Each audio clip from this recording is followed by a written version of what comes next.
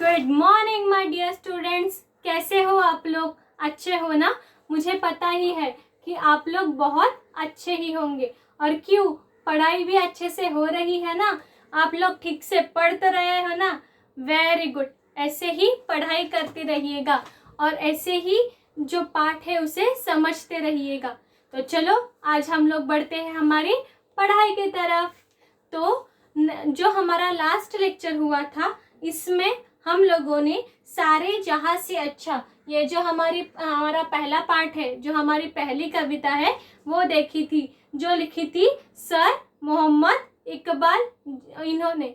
तो उसमें जो फर्स्ट वीडियो था, उसमें मैंने आप लोगों को वो जो कविता है वो कविता पढ़ाई थी और वो जो हमारे कवि है उनके बारे में भी हमने जानकारी ली थी।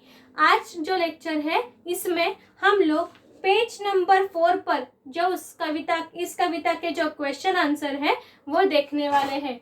पेज नंबर 4 पर जो इस क्वेश्चन एंड आंसर है वो हम लोग अभी देखने वाले हैं। तो चलिए शुरुआत करते हैं क्वेश्चन आंसर के लिए। फर्स्ट क्वेश्चन, बातों बातों में। एक बात आप लोग ध्यान रखिएगा, जो सब कविता रहने दो या पाठ रहने दो, उसके जो फर्स्ट क्वेश्चन है बातों बातों में, ये जो क्वेश्चन है वो मैं आप लोगों को सिर्फ समझाने वाली हूँ। आप लोगों को खुद को उसके क्वेश्चन आंसर लिखने हैं, ठीक है? जो क्वेश्चन आंसर मैं सिर्फ आप लोगों को वो डिस्कस करने वाली हूँ आप लोगों से कि आपको वो क्या लिखना है या उसका अर्थ, जो क्वेश्चन का अर्थ है वो क्या है, सिर्फ यही मैं आप लोगों को समझाने वाली हूँ। जो बातों बातों में ये जो हमारा क्वेश्चन है वो आपको ही सॉल्व करना है और बाकी के जो सारे क्वेश्चन है, मतलब कलम की सवारी पढ़ते पढ़ते इन सारे क्वेश्चन के जो आंसर मैं आप लोगों को लिखवा लूंगी, मैं आप लोगों से लिखवा लूंगी। पर कलम बातों बातों में ये जो क्वेश्चन है जो आपको सेल्फ स्टडी के लिए दिया है, आपके खुद के क्वेश्चन, आपके खुद के आंसर के लिए दिया है, इसलिए उनके सिर्फ मैं क्वेश्चन ही आप लोगों को समझाऊंगी, उसके आंसर आप लोगों को लिखने हैं, ठीक है?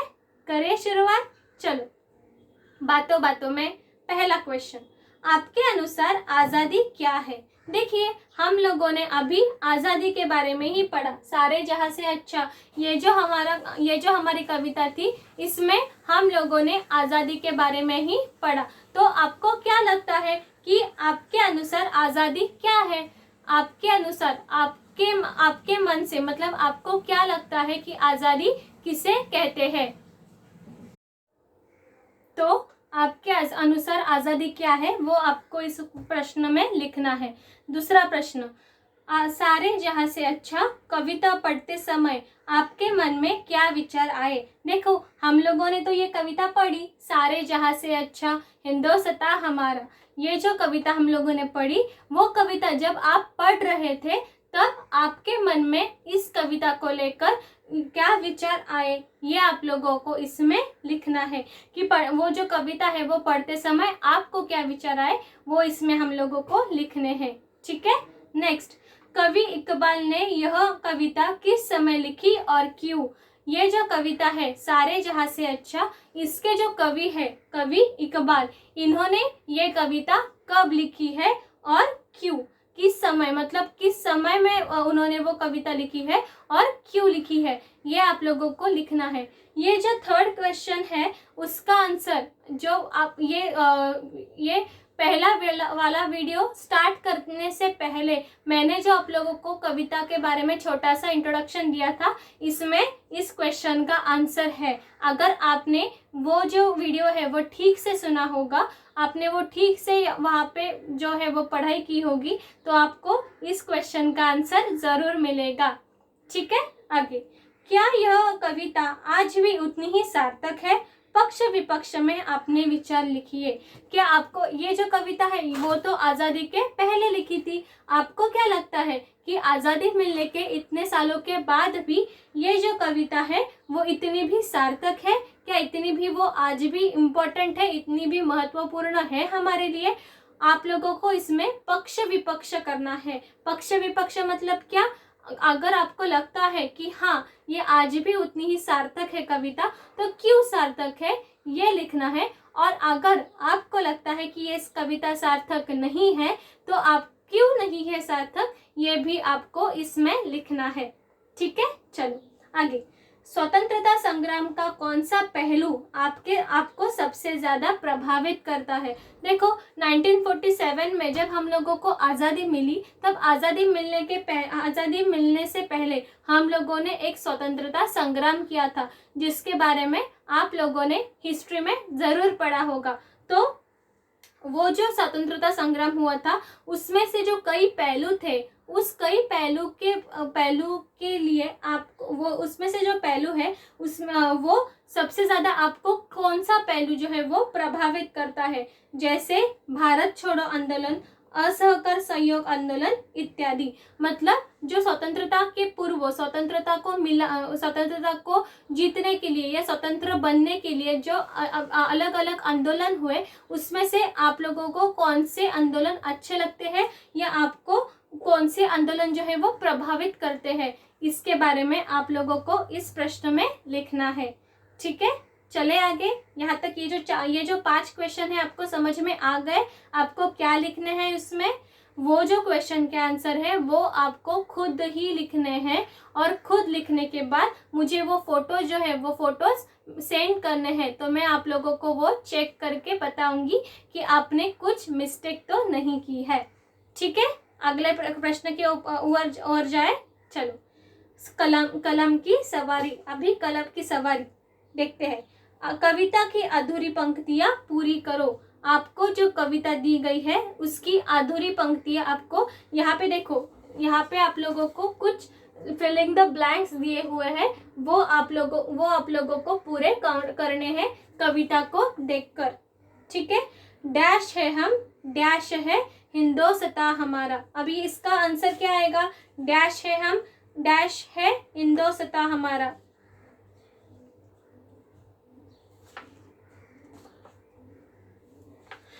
उसका आंसर आएगा राइट, हिंदी है हम, हिंदी है हम, वतन है हिंदोसता हमारा। मतलब जो पहली फिलिंग द ब्लैंक है उसमें हम लोग लिखेंगे हिंदी।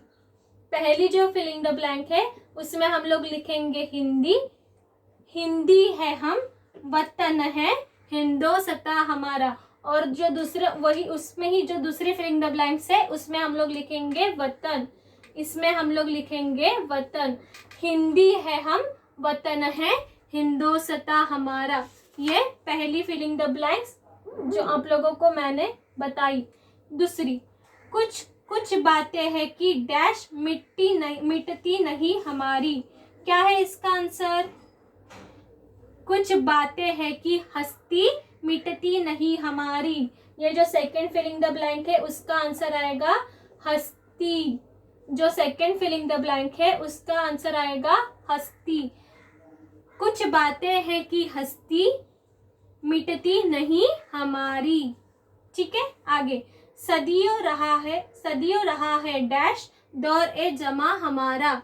सदियों रहा है दौर ए जमा हमारा। तो इसका आंसर क्या आएगा, सदियों रहा है दुश्मन, दौर ए जमा हमारा। इसका आंसर आएगा दुश्मन, इसका आंसर आएगा दुश्मन। सदियों रहा है दुश्मन, दौर ए जहां हमारा। ठीक है, आगे। सारे डैश अच्छा डैश हमारा। सारे डैश से अच्छा डैश हमारा। इसका आंसर क्या आएगा, राइट, सारे जहां से अच्छा हिंदोसता हमारा। ठीक है, सारे यहाँ पे हम लोग देखो,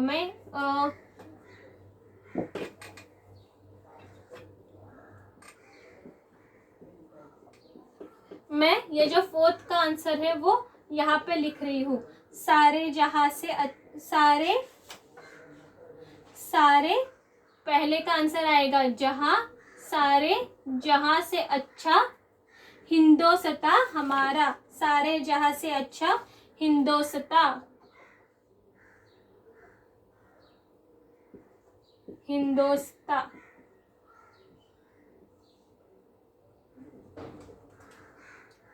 सारे जहां से अच्छा हिंदोस्ता हमारा। आगे हम डैश है इसकी, यह डैश हमारा, यह हम, इसका आंसर क्या आएगा, इसका आंसर क्या आएगा, हम बुलबुले है इसकी, ये गुलिस्ता हमारा, हम बुलबुले है इसकी, यह गुलिस्ता हमारा, हम बुलबुले बुलबुले हम बुलबुले है इसकी, ये गुलसिता हमारा, ये गुलसिता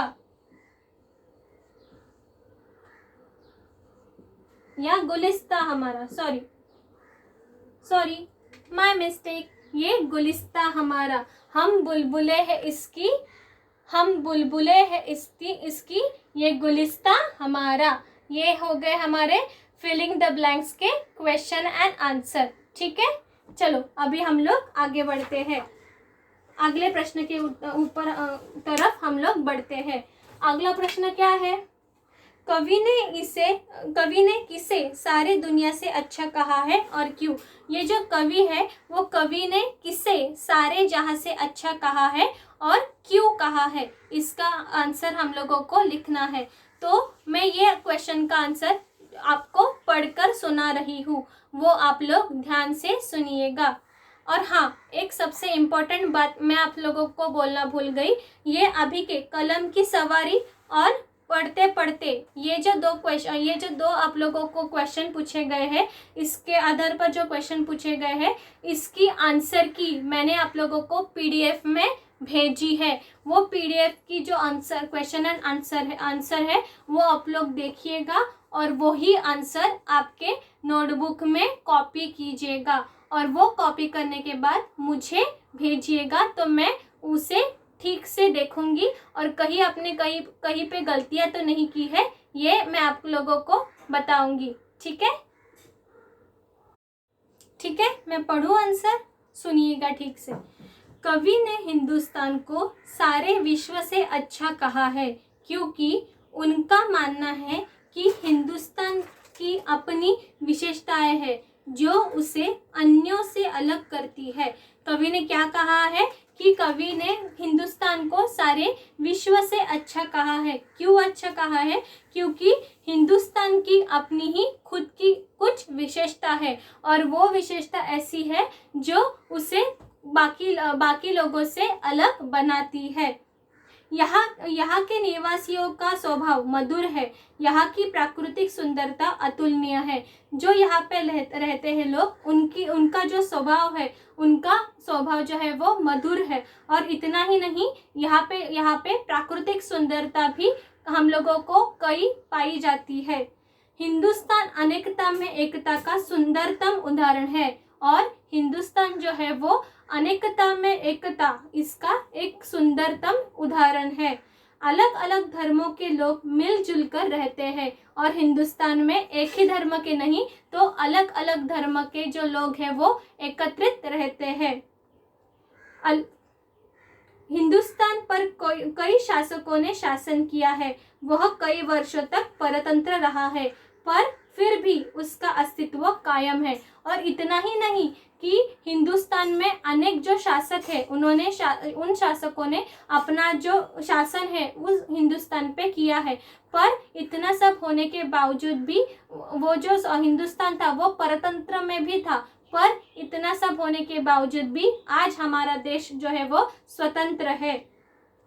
वह कई वर्षों तक परतंत्र रहा है, फिर भी उसका अस्तित्व कायम है। मतलब वो अनेक साल परतंत्र में रहने के बावजूद भी उसका अस्तित्व आज भी कायम है। यही सब बातें उसे सारे जहां से श्रेष्ठ सिद्ध करती है और यही जो सारे बातें हम लोगों ने बताई उसे सारे जग से, सारे विश्व से अलग सिद्ध करती है। ठीक है, नेक्स्ट, निम्नलिखित पंक्तियों को सप्रसंग व्याख्या लिखे। आप लोगों को कुछ जो पंक्तियां है वो दी गई है, उसकी आप लोगों को सप्रसंग व्याख्या लिखनी है। ठीक है, देखते हैं। सारे जहां से अच्छा हिंदोस्ता हमारा, हम बुलबुले है इसकी, यह गुलसिता हमारा। गुर्बत में हो अगर हम, रहता है दिल वतन में, समझो वही हमें भी दिल है जहाँ हमारा। ये जो आप लोगों को पंक्ति दी है उसकी व्याख्या, सप्रसंग व्याख्या आपको लिखनी है। तो मैं पढ़ रही हूँ, उसका आंसर आप लोग ध्यान दीजिएगा। प्रसंग, प्रस्तुत पंक्तियां सर मोहम्मद इकबाल द्वारा रचित गीत सारे जहां से अच्छा हिंदोस्तां हमारा से ली गई है। गीतकार ने इन पंक्तियों में हिंदुस्तान की विशेषताओं के अपने विशेष अंदाज में उजागर किया है। ये जो कविता है, उस प्रसंग हम लोग इसमें क्या लिखेंगे कि ये कविता है वो किस कवि ने लिखी है, ये जो पंक्ति है कविता की वो किस कविता से है, और इस कविता में हम लोगों को क्या बताया गया है इसके बारे में हम लोग लिखेंगे, जो हम लोगों ने प्रसंग में लिखा हुआ है। अभी व्याख्या क्या है? गीतकार कहते हैं कि हम लोग उसकी व्याख्या देखते हैं। गीतकार कहते हैं कि हिंदुस्तान एक फूलों से महकते बगीचे के समान है। गीतकार जो है वो क्या कहते हैं कि ये जो हिंदुस्तान है वो फूलों से भरा हुआ एक बगीचे के समान है, और सभी हिंदुस्तान वासी इस बगीचे में रहने वाले बुलबुल चिड़िया के समान है। और ये जो हिंदुस्तान वासी है वो सारे कैसे हैं? जो बगीचे में रहने वाले बुलबुल पक्षियों की तरह है, जो अपनी मधुर आवाज के लिए जानी जाती है। ऐसी बुलबुल चिड़िया जो अपनी मधुर आवाज के लिए जानी जाती है। हिंदुस्तानी भी अपने मधुर स्वभाव के लिए जाने जाते, विश्व भर में प्रचलित है। जैसे बुलबुल चिड़िया जो है वो अपने मधुर स्वर के लिए जग भर में प्रसिद्ध है, वैसे ही जो हिंदुस्तानी है वो अपने स्वभाव की वजह से सारे विश्व भर में प्रसिद्ध है। यदि हिंदुस्तानी परदेश में भी रहते हैं तो उनका हृदय हिंदुस्तान में ही रहता है, और यदि कोई भी हिंदुस्तानी जो है वो दूसरे देश में भी रहता है फिर भी उनका जो हृदय है वो हिंदुस्तान में ही आकर बैठता है। देश की याद उनके दिलो दिमाग में हमेशा कायम रहती है, और इतना ही नहीं, उनकी जो देश के लिए उनकी जो याद है, जो हिंदुस्तान की जो उनको याद आती है वो हमेशा ही कायम रहती है। परदेश जाकर भी वह अपने देश को नहीं भूलते, और ऐसे हिंदुस्तानी जो अलग देश में बसे हुए हो या रहते हो फिर भी वो वहाँ पे रहकर भी, परदेश में रहकर भी अपने देश को वो नहीं भूलते हैं। ठीक है, नेक्स्ट क्वेश्चन। ऐसी कई 5 बातें बताओ जिनके आधार बनाकर आप गर्व से कह सकते हैं कि सारे जहां से अच्छा हिंदुस्तान हमारा। मतलब आपको कई ऐसी 5 बातें जो है वो आपको लिखनी है जिससे आप लोग ये प्राउडली बता सके, ये गर्व से बता सके कि हाँ सारे जहां से अच्छा हिंदुस्तान हमारा। तो हम लोग वैसी कौन सी बातें हैं? हमारी संस्कृति, जो हमारा कल्चर है वो, हमारी विविधता, हमारी जो विविधता है वो खाने के मामले में हो वो खाने के मामले में हो या स्वभाव के बारे में हो, किसी भी कारण हो, वो हमारी विविधता, हमारे त्योहार जो हमारे फेस्टिवल्स होते हैं वो, और हमारे खाने की विविधता, ये जो चीज़ें हैं उससे ये देखकर, ये जब हम लोग ये 5 चीज़ें देखते हैं तब हम लोग ये गर्व से कह सकते हैं कि सारे जहां से अच्छा हिंदुस्तान हमारा। क्यों? क्योंकि जो संस्कृति है, जो हमारा कल्चर है, जैसे इंडिया का, जैसे हिंदुस्तान का कल्चर है वैसा कल्चर कहीं पर भी नहीं दिखाई देता, क्योंकि हिंदुस्तान में अलग अलग जो संस्कृति है वो अलग अलग संस्कृति रहते हैं। वहाँ पे हिंदू भी रहते हैं, वहाँ पे मुस्लिम भी रहते हैं, वहाँ पे सिख, ईसाई, अलग अलग धर्म के जो लोग हैं वो क्रिश्चियन ऐसे रहते हैं। उसकी वजह से उनकी जो संस्कृति है वो भी अलग है, और ये जो है वो बात हिंदुस्तान को बाकी देशों से अलग करती है। इतना ही नहीं, हमारी विविधता, जो हमारी विविधता में एकता है वो भी जो चीज़ है वो हमें बाकी देशों से अलग करती है। और हमारे जो त्योहार है, फेस्टिवल्स है, वो भी हमें बाकी चीज़ों से अलग करते हैं, क्योंकि अलग अलग धर्म के लोग यहाँ पे रहने के कारण यहाँ पे अलग अलग जो त्योहार है वो बनाए जाते हैं। जैसे हम लोगों की दिवाली हो गई, हमारी ईद हो गई, या क्रिश्चियन लोगों का क्रिसमस हो गया, गणपति का त्यौहार हो गया, ईद का त्यौहार हो गया, रंग पंचमी हो गया, बहुत बहुत सारे ऐसे त्यौहार हमारे अलग अलग फेस्टिवल्स हैं जो हम लोग एक साथ आकर मनाते हैं। और हमारे खाने की विविधता, और हमारे जो खाने की विविधता है वो हम लोगों को इन सारे देशों से अलग बनाती है। ठीक है, नेक्स्ट क्वेश्चन। इस कविता का मुख्य भाव क्या है? आपको क्या लगता है इस कविता का जो मुख्य भाव है क्या है? इस कविता का मुख्य भाव है देश प्रेम। ये जो कविता है उसका मुख्य भाव है देश प्रेम। ठीक है, नेक्स्ट। पढ़ते पढ़ते पठित पद्यांश के आधार पर पूछे गए प्रश्नों का उत्तर दीजिए। आप लोगों को यहाँ पे देखिए, आप लोगों को पेज नंबर 5 पर कुछ कविता की पंक्ति दी गई है और उसके अनुसार आपको नीचे कुछ क्वेश्चन दिए गए हैं। उस क्वेश्चन के आंसर आपको इसे देखकर या इसे समझकर, ये जो कविता की पंक्ति है उसे समझकर आपको उसके आंसर देने हैं। ठीक है, पर मैं पंक्ति पहले पढ़ती हूँ। पर्वत हो सबसे ऊंचा हमसा या आसमां का, वो संतरी हमारा, वो पासबा हमारा, गोदी में खेलती है जिसकी हजार नदियाँ, गुलशन है जिसके दम से रश्क ए जिना हमारा, मजहब नहीं सिखाता आपस में बैर रखना, हिंदी है हम वतन है हिंदोसता हमारा। ये पंक्ति हम लोगों को उन्होंने दी हुई है। अभी इसका जो इससे रिलेटेड जो पहला क्वेश्चन है वो हम लोग पढ़ते हैं। कवि ने काव्यांश में किस पर्वत का उल्लेख किया है? ये आप लोगों को ये जो कविता की पंक्ति दी गई है उसमें से आपको इसमें से कौन से पर्वत का जो उल्लेख है वो कवि ने किया है? कौन से पर्वत का उल्लेख किया है कवि ने?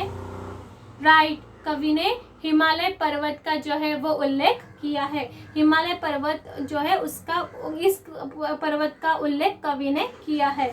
नेक्स्ट। मजहब नहीं सिखाता आपस में बैर रखना, पंक्ति का आशय स्पष्ट करो। आप लोगों को एक पंक्ति दी है, कौन सी? मजहब नहीं सिखाता आपस में बैर रखना। ये जो पंक्ति आप लोगों को दी गई है उसका अर्थ, आशय जो है आपको स्पष्ट करना है।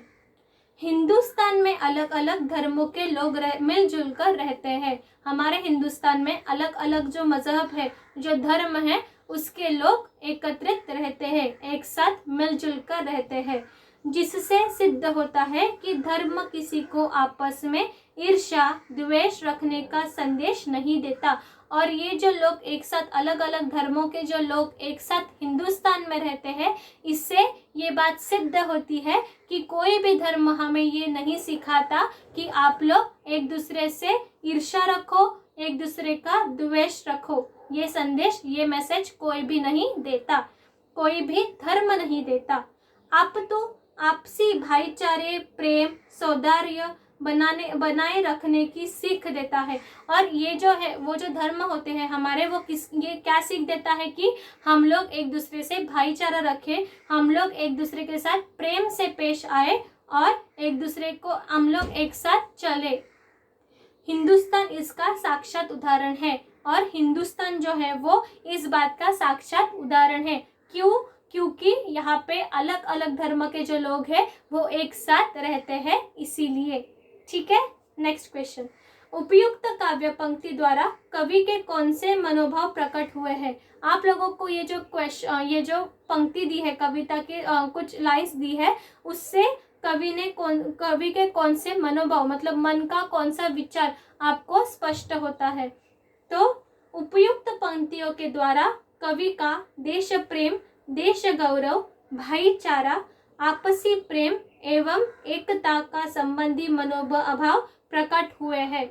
जो हम लोगों को ये कविता दी गई है उसमें से कवि ने देश प्रेम, देश के लिए प्रेम, देश गौरव, हम लोग प्राउड है कि हम लोग हिंदुस्तानी हैं, भाईचारा, एक दूसरे से भाई भाई की तरह रहे, एक दूसरे के साथ भाई भाई की तरह रहे, आपसी प्रेम, एक दूसरे से प्रेम से पेश आए, एवं एकता, और इतना ही नहीं, हम लोग एकजुट होकर रहे, संबंधी मनोभाव प्रकट करते हैं। ये जो अलग अलग प्रकार के मनोभाव है वो कवि हम लोगों को इस कविता से दिखाना चाहते हैं या बताना चाहते हैं।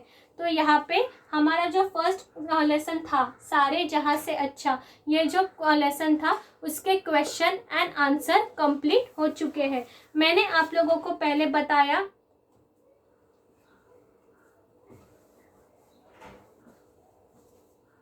मैंने आप लोगों को पहले बताया वैसे ही बातों बातों में ये जो पेज नंबर 4 में जो फर्स्ट क्वेश्चन है उसके आंसर मैंने आपसे डिस्कस किए हैं, तो वो आंसर आपको खुद को ही लिखने हैं, वो आंसर आपको खुद को ही लिखने हैं। और उसके बाद कलम की सवारी और पढ़ते पढ़ते ये जो दो इसमें से जो क्वेश्चन दिए हैं उसकी जो पीडीएफ है, उस आंसर की जो पीडीएफ है वो मैं आप लोगों को भेज रही हूँ। वो पीडीएफ आप लोग डाउनलोड करेंगे, उससे मैंने जो आंसर लिखे हैं आपके लिए वो आंसर आप लोग आपके नोटबुक में कॉपी करेंगे, और वो कॉपी की हुई जो नोटबुक वो जो फोटोज़ है वो कॉपी करने के बाद आप लोग उसके फ़ोटोज़ लेंगे और मुझे वो फ़ोटोज़ भेजेंगे। तो मैं आप लोगों को, अगर आपकी कुछ गलतियां हुई होगी तो मैं आप लोगों को वो सुधार कर दे दूंगी, ठीक है। तो यहाँ पे जो हमारा फर्स्ट लेसन है वो ख़त्म होता है, सारे जहाँ से अच्छा। और जब हम लोग नेक्स्ट लेक्चर लेंगे, उस नेक्स्ट लेक्चर में हम लोग देखो यहाँ पे बातें भाषा की, ये देखो दिख रहा है आप लोगों को, बातें भाषा की, ये जो ग्रामर का हम लोगों का टॉपिक है वो हम लोग हमारे नेक्स्ट लेक्चर में लेने वाले हैं। बातें भाषा की, ये जो भाषा के बारे में हम लोगों को बताया है, इसके अनुसार जो ग्रामर का टॉपिक हम लोगों को है वो ग्रामर का टॉपिक हम लोग नेक्स्ट लेक्चर में कवर करने वाले हैं।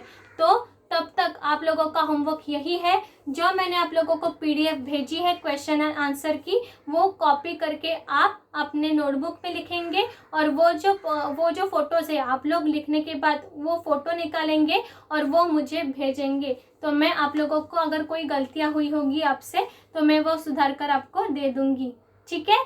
चलो मिलते हैं नेक्स्ट लेक्चर में, बाय।